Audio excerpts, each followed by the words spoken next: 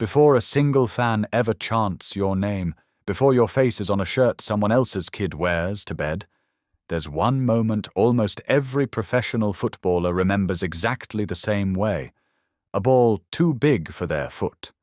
One kick that shouldn't have meant anything. And somehow, quietly, it changes the rest of their life. You are 6 years old, and the ball is bigger than your foot wants it to be. Your dad is standing at the other end of the garden, shouting something you don't fully hear because your whole body is locked onto the ball. And when your foot finally connects and the ball moves the way you wanted it to move, something happens in your chest you don't have a word for yet. You will spend the next 30 years chasing that exact feeling. You don't know that yet either. Level 1. The kid. Every kid on the street thinks they're going pro. You're not different in the wanting. You're different in what you do with Saturday mornings. While the other kids are still asleep, you're on the concrete pitch behind the flats, alone, running the same drill for 40 minutes. Because a coach told you once, almost as a throwaway line, that touch is everything and everything else is built on top of it. His name is Terry. He smells like cigarettes, shouts less than the other coaches, and somehow that makes you listen more. One Tuesday he pulls you aside. "You've got something," he says. "But something isn't enough. You understand me?" You nod.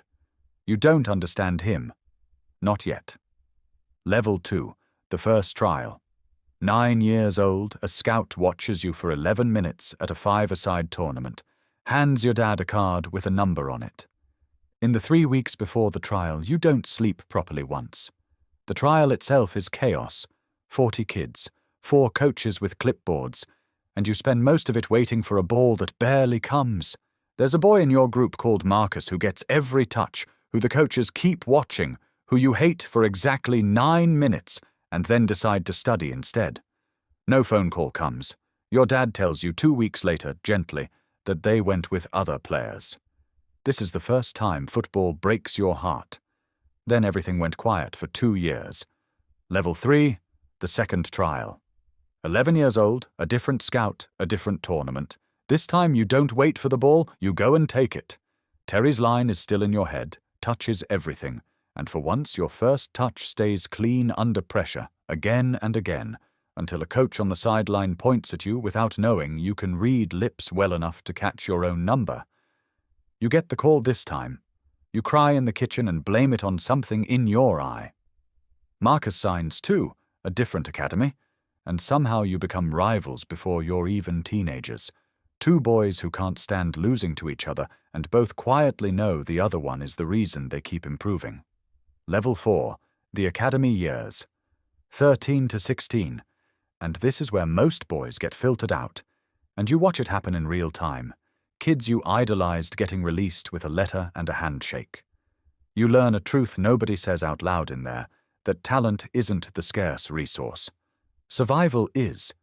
Your body betrays you at 14, a growth spurt that steals your coordination for 8 months, and a coach who never liked you tells another coach, loud enough for you to hear on purpose, that you might be one who doesn't make it through the awkward years.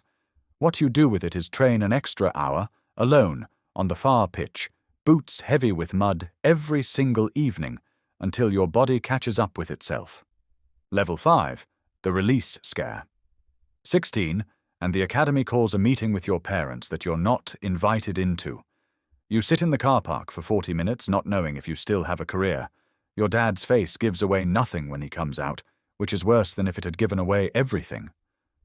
He waits until the car doors are shut. "They're keeping you," he says, but barely.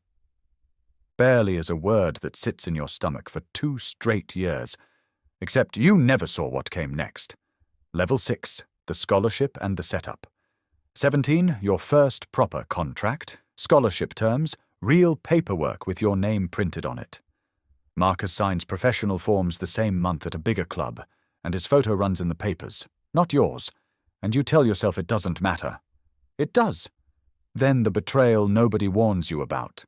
Your closest friend in the youth setup, a midfielder called Dale, someone you've roomed with on every away trip since you were 14, has been telling the coaching staff behind your back that you've been coasting in training, trying to win himself more minutes by making you look worse on paper.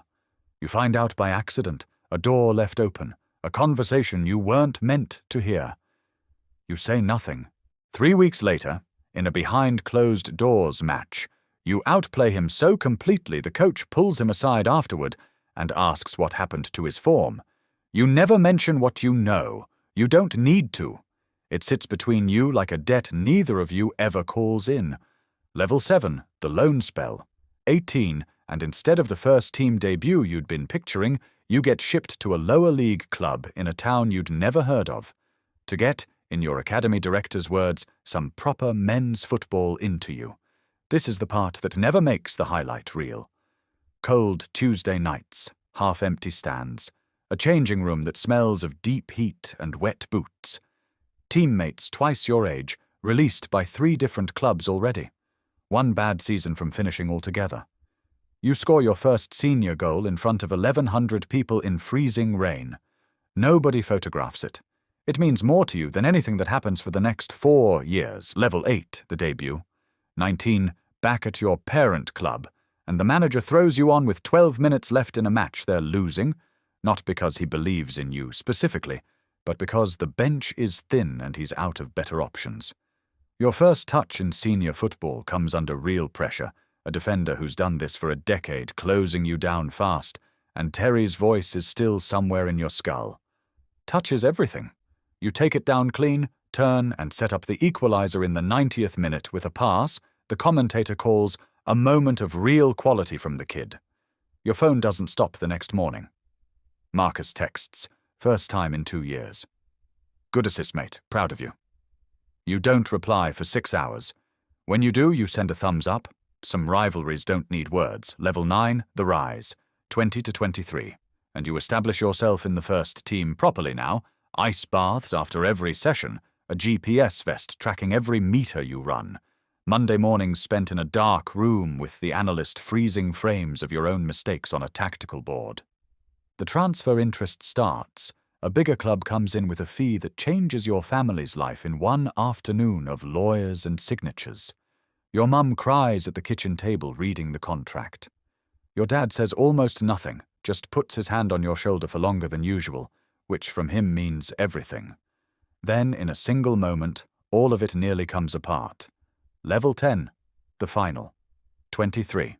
A cup final, extra time, your team a goal up with 4 minutes left. The opposition captain is Dale. Older now, sharper, still carrying whatever it is he's carried about you since you were 17. He drops a word in your ear at a corner, quiet enough that only you hear it, something about your family, calculated, designed to land. You go over the ball a half-second late. Red card. 10 men. They equalize in injury time and win it on penalties while you're already in the changing room, still in your kit, listening to the roar through a concrete wall. The papers the next morning don't ask what Dale said. They ask what's wrong with you. For 3 months your name comes with a question mark attached to it. You delete every app on your phone that lets a stranger tell you what they think of you. Your manager calls you into his office during the worst week of it. He doesn't shout. Form is temporary, he says. Character isn't. Which one are you going to let define you? You don't have an answer that day. You have one 3 weeks later, on the pitch, in the way you drag your team through a run of results nobody expected from you, and in a quieter conversation after, when he stops you in the corridor outside the boot room and says only, "That's the version of you I signed." You don't forget the line. You never forget the lines that feel true. Level 11, the injury. 26, and it happens in a single unremarkable moment, a mistimed challenge in a match you were winning comfortably, and you know before you even hit the turf, from the sound your own knee makes, that this isn't a knock you play through. 8 months out. Reconstructive surgery. A rehab room that becomes your whole world. The same exercises, the same physio, the same fear sitting quietly under every session that you might not come back the same.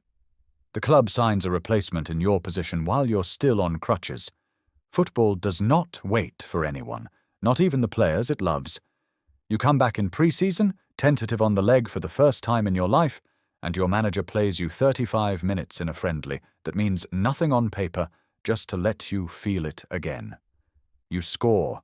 You cry in the changing room afterward because it means everything. Level 12, the captaincy. 30, and the armband gets handed to you in a dressing room gone quiet. Half the faces belonging to kids exactly where you were at 19, terrified and pretending not to be. You understand something now you didn't understand watching older captains from the bench. Leadership isn't the loud voice before kickoff. It's the quiet word to the 18-year-old having a nightmare debut, telling him form is temporary before he even has the words to ask the question. Level 13, the reunion. 32, a mid-table match that means little to anyone outside the two clubs, and across the tunnel is Marcus, captain of the opposite shirt. 23 years since a five-a-side tournament where you hated him for 9 minutes and studied him for the rest of your life. Neither of you says much before kickoff. A nod. Nothing more. 90 minutes later, a draw, both of you exhausted, and in the tunnel afterward, he stops you. "We made each other," he says. "You know that, right?" You do know. You've known it since you were 9 and turned hatred into fuel instead of an excuse to quit. Level 14, the legacy. 34, your body finally saying what it's threatened to say for 2 seasons, and you play your last match in front of a stadium, singing your name in a way you never got used to, no matter how many times it happened. You walk off on your own legs, which is the version of an ending you always hoped for and rarely see other players get. The academy asks if you'll come coach the youth team, unpaid, twice a week. You say yes before the question's finished. Your first Tuesday there's a boy, maybe 7, small for his age, chasing a ball that looks too big for his foot. You crouch down after the session and tell him the only thing that ever actually mattered, the line a man named Terry gave you before you had any idea what it would cost or what it would build. Touch is everything, you tell him. Everything else is built on top of it. He doesn't understand you yet. Neither did you, once. You spent 30 years chasing the feeling from that first kick in the garden. In the end, you were never really chasing football. You were chasing the boy who first believed he could become something more than what he started as. And somewhere right now, on a patch of concrete behind some flats, that boy is already running.